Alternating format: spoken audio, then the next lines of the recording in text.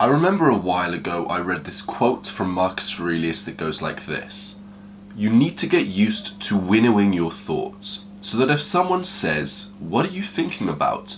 you can respond at once." And this quote stuck with me for a while, and when quotes like this stick with me for a while, that's when I know that they're seriously powerful. But I couldn't quite understand why it had stuck with me.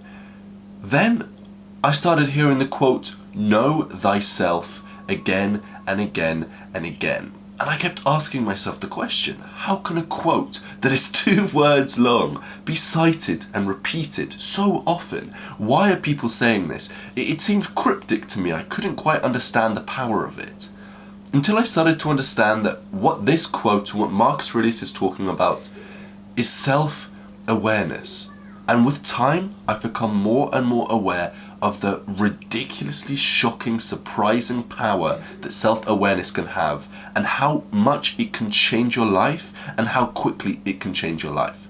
So in this video, it's unscripted, I'm going off the top, I'm going to be talking about why self-awareness is so important, and then I'll be going into how you can get self-awareness. And before I get into that, if you enjoy this video at any point, then just go ahead and like the video. And I know what you're thinking, why is he asking me to like the video before the video started? I don't know if it's good. I'll tell you what, if you like the video now, later on you can unlike the video. And the reason I'm asking that is because it helps with the YouTube algorithm. If you like this video, you're actually helping spread the word of Stoicism, so you are doing your part in humanity. I know, I've got personal interest saying that, but it's true. So I think that self-awareness is ridiculously powerful because I believe that in life we have a lot of control over the outcome that we get. And I know there'll be some people that are watching this video that are thinking, oh, he's one of those guys, the law of attraction, if you think it, if you believe it, you can make it happen. I'm not too sure about all that. What I do believe in is that you have a lot of control over your outcome. And I believe that if you look around you at the moment and you look at your clothes that you're wearing and you look at the room that you're in and you look at the things you have or the way you feel about yourself or the accomplishments you have, and if you look at your bank account and you look at the money in there, I think that that is 99.9% down to you. And it was your fault or your responsibility or or the actions you took caused your reality to be the consequence of those actions to a high degree of accuracy. I do believe that there are some things that can happen to you externally, a family member could die or you're born into a certain family, but I believe that 99.9% of your life is up to you, because 2 people could be born in the same family and they could have exactly the same upbringing. They could have wildly different results in life. One could be successful and happy with great relationships. One could be depressed with a normal, boring 9-to-5 job with very bad relationships. So the reason I'm saying all of this is because if you don't have self-awareness, you don't understand that the things that are going on around you are because of you. If you do have self-awareness and you know yourself, you know thyself, then you know why the things around you are happening. You know that the actions you took a year ago and the way you think and the emotions you feel, they are the reason why you have this world around you. Your internal world causes your external world. But if you don't know your internal world, then you don't know why the things in your external world are happening around you. And that's why people start to blame people. They blame the government, they blame their friends, they blame the class of family that they grew up in. They blame all of these things because they're not self-aware enough to know that their internal world, their thoughts, their actions and their emotions are the reason that their external world is how it is. So by getting a better understanding of your internal world, and again, your thoughts, your emotions, and your actions, I'm not just talking about thoughts or emotions, we're talking about actions as well. If you get a better understanding of that, your internal world, then you get a better understanding of why your external world is going on around you, but that means that you know what you need to change in your internal world to cause the results you want to have in your external world to happen. If you know what's going on internally and you know that that causes your external world, then you know exactly what you need to change in your internal world in order to get the results you want to have in your external world. And to get this advanced level of self-awareness where you know exactly the kind of person you are and you know exactly what you need to do in order to create an external world that you're very, very happy with, there are 2 steps to doing that. The first one is external analysis. The second one, is internal analysis. Try saying that. That's a bit of a tongue twister. Internal analysis. The first step, external analysis, is split up into 3 subsections. Just so that we're on the same page, because I'm not sure if I made it completely clear in that previous clip, there are 2 steps to advanced self-awareness: internal analysis and external analysis. External analysis is what we'll cover first, and that's split up into 3 subsections. The first subsection is psychometric tests. These are different tests where you go through and you fill out different questions about yourself, the way you view reality, the way you view yourself, and they give you an analysis. They put you in a group which you can read up about. The one I want you to do right now is called the Myers-Briggs Test. It's completely free. If you've never done it, you need to go do it. You can do it at andrewkirby.net/mbti. andrewkirby.net/mbti. It's completely free, and go do that now. Pause this video, open a new tab if you're on your phone, pause this video, go over to Chrome or Safari and go and do this test right now. It's free, it takes 10 minutes, then come back to this video once you've done that. Have you done it? Good. So I hate it when YouTubers do that. Anyway, what this test will do is it's going to give you a 4-letter result. Mine is INTP. I've also done it different times, it's INFJ. What you want to do there is you want to Google INTP or your 4-letter character analysis, and you want to go ahead and you want to read about your character.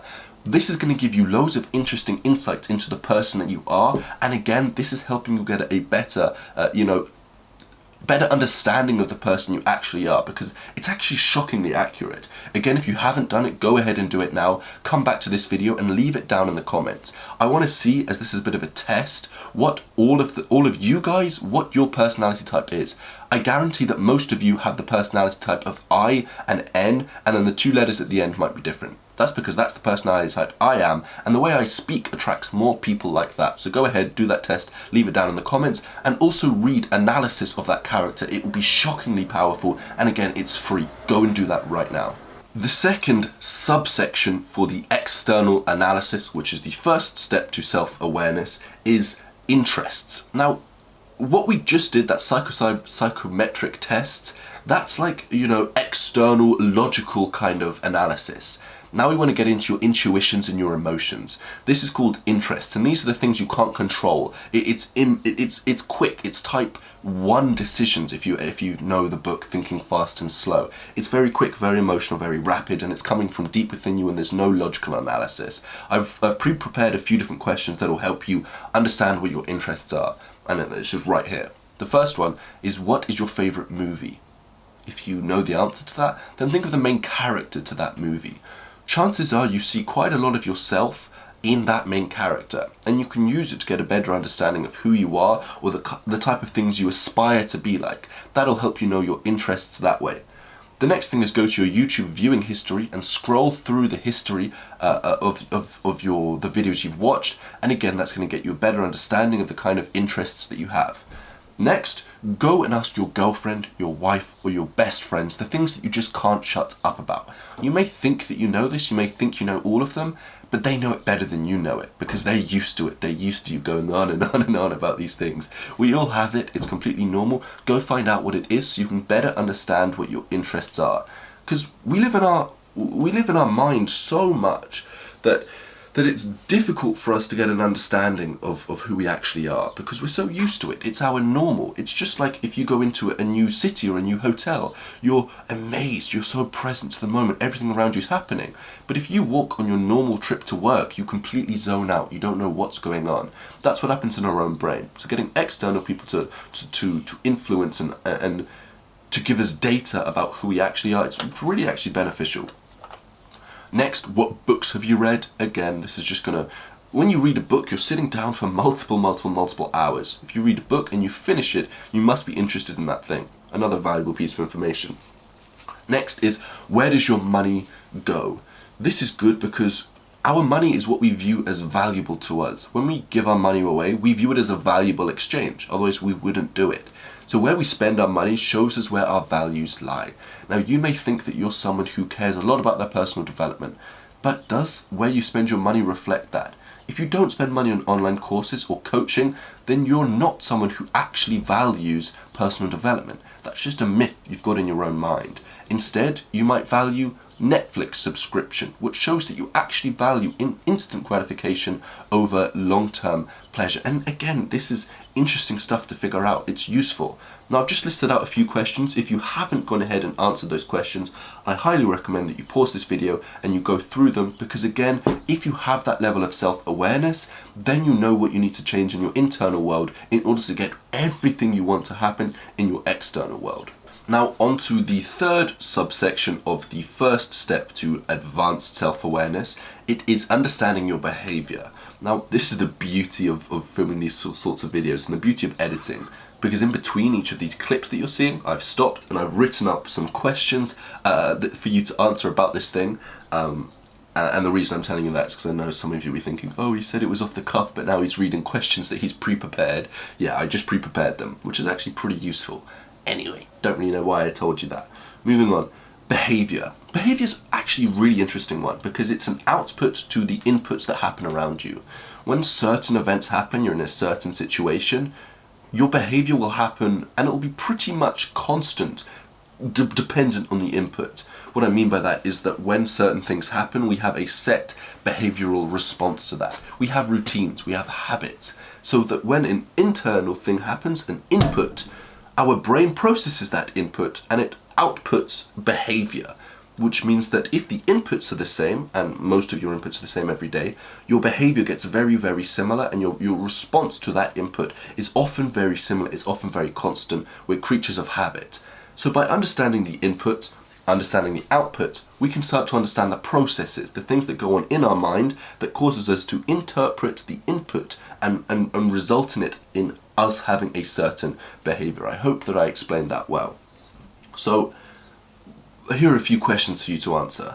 And again, pause this video after each question and take 60 seconds to go through and write them down. I guarantee you that if you spend 10 minutes watching this video and answering these questions, the results you get in your life will be 10x, 20x, 50x, 1000x.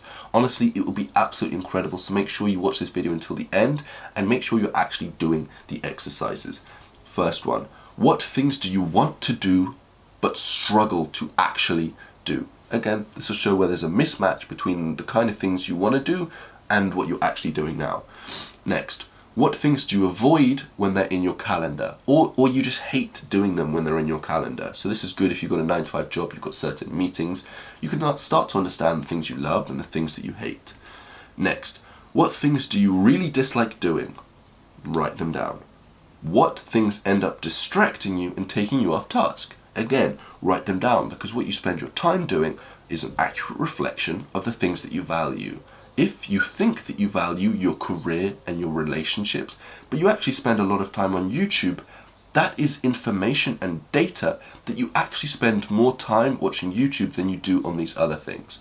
And when I say watching YouTube, I mean watching negative things. Obviously, these videos are completely fine. You're learning, you're benefiting, I hope. Anyway, again, where you spend your money, where you spend your time, is it's showing you what you actually value, not what you aspire to value or what you've tricked yourself into thinking that you value. Make sense?